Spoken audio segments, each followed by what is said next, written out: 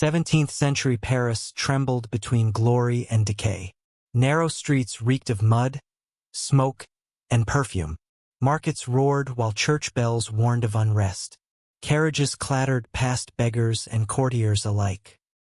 The Seine carried both commerce and corruption. Behind shuttered windows, cardinals schemed and poets whispered rebellion. Paris was brilliant, volatile, and hungry, a city poised on the edge of transformation. Welcome to Paris in the 17th century. On Isle Louvière, Paris felt raw and unsettled. The low, marshy island lay strewn with timber yards and warehouses, its muddy banks crowded with barges unloading grain and firewood.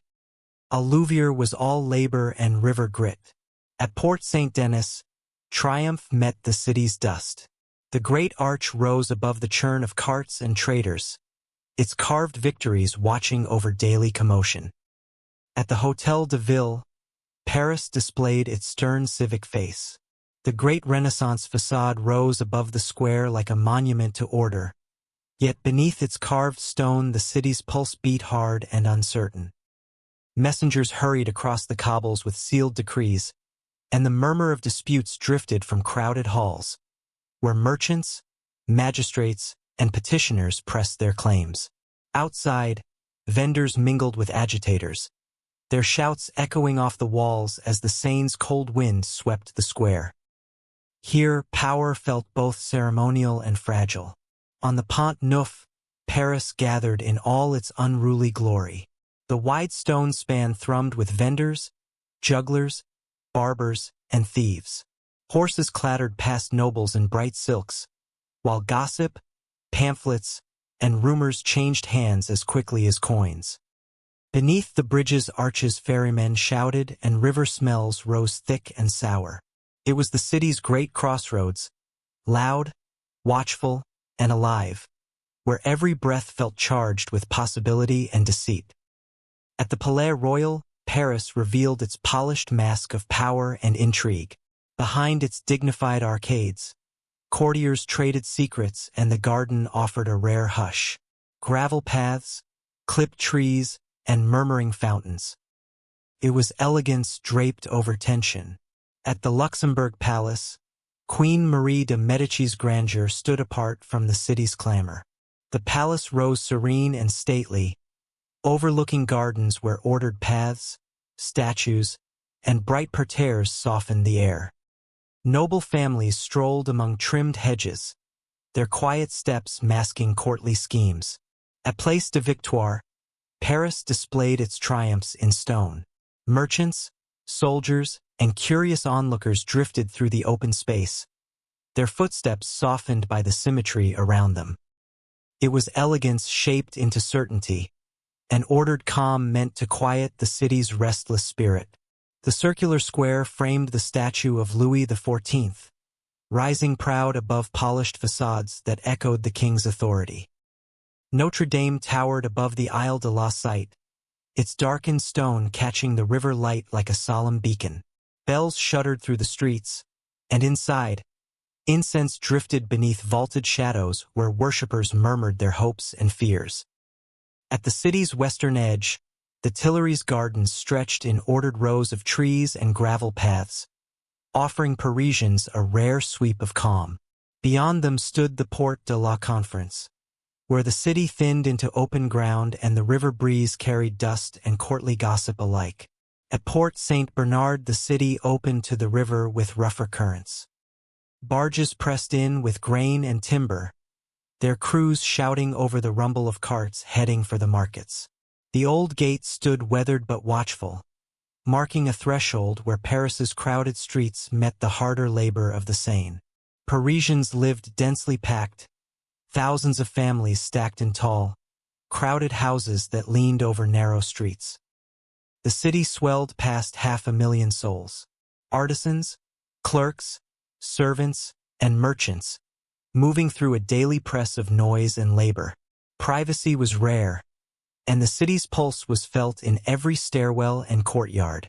The poor in Paris crowded church steps and bridge corners, wrapped in rags against the city's damp winds. Beggars pleaded for coins or crusts, with children trailing beside them with hollow eyes. Amid markets and palaces, their presence was constant, a quiet reminder of hunger woven into the daily life of the capital. Winters in 17th century Paris bit harder than today, the Seine often freezing solid. Parisians flocked onto the ice with skates, sleds, and makeshift stalls, turning the frozen river into a bustling winter fair. Cold, bright, and briefly carefree, the 17th century Parisian pâtissier worked amid warm ovens and the sweet smell of sugar and butter. Tarts, biscuits, and glazed fruits drew crowds to his store, where nobles and laborers alike paused for small luxuries. His craft offered a brief escape, delicate pleasures in a city of noise and hunger. In the Galerie du Palais, booksellers offered fresh pamphlets and forbidden verses, while the haberdasher's stall shimmered with ribbons and fine cloth. The passage buzzed with gossip, bargaining, and the rustle of ambition. Parisian life compressed into a single, crowded corridor. In 1628, Louis XIII and Cardinal Richelieu ruled in a tense harmony. Richelieu's strategy guided the king through siege and intrigue. Their alliance held the realm together by will alone.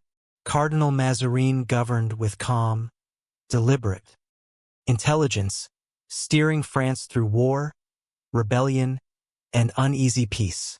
Soft-spoken but resolute, he shaped the young Louis XIV path. Son of Louis XIII, Louis XIV grew up remembering the unrest that once shook Paris, and he vowed to command the city through grandeur as much as authority.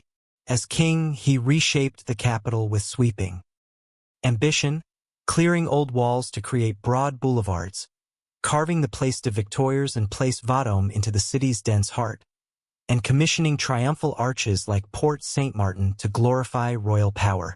He founded great institutions, strengthened the academies, and filled Paris with architects, sculptors, and fountain makers who carried out his vision of classical elegance. Even as Versailles became his courtly home, Paris remained his public stage, transformed, ordered, and illuminated by his will. Under Louis XIV, the city took on a new identity, disciplined, brilliant, and unmistakably shaped by the king, who intended it to reflect his radiance. Louis XIV family gathered around him in a constellation of duty and ambition. The Dauphin bore the burden of inheritance, his brothers shaped for service and alliance. The royal women, daughters, nieces, and Madame de Maintenon exerted calm, strategic influence within the court. Together they formed a disciplined dynasty. By the late 17th century, the Tuileries Gardens had been reshaped by Louis XIV and Le Notre into sweeping geometric order. Broad alleys, clipped hedges, and precise parterres that wraps up our reconstruction of 17th century Paris. Make sure to subscribe for more journeys into the past.